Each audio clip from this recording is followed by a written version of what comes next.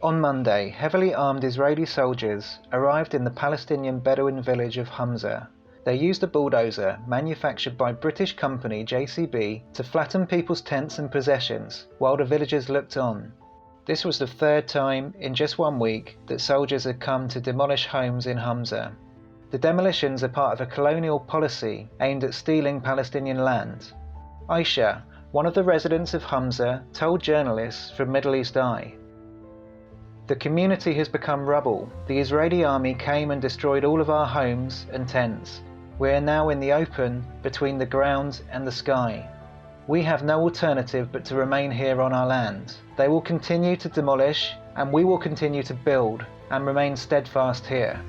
The Canary also spoke to Palestinian activist Jamal Jumaa. He told us, "The destruction of Humsa community in north of the Jordan Valley by the Israeli occupation forces is part of an ethnic cleansing plan targeted Palestinian communities. This is a crime against poor people who's living in their land hundreds of years, destroying their future, terrifying them. And for those companies that their bulldozers are used for the destruction of these communities, I'm telling them, shame on you." JCB is owned by the Bamfords, one of the wealthiest families in the UK. The company is currently facing an investigation over the use of JCB machines in home demolitions.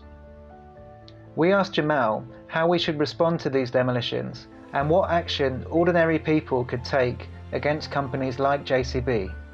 Here's what he said.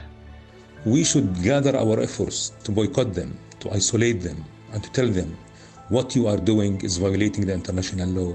What you are doing is horrible, is crimes against humanity used by this criminal state." JCB has been told time and time again that their equipment is being used in Israel's home demolitions. It's time for JCB's directors to distance themselves from state-sanctioned racism and to prevent JCB equipment being used by the Israeli army.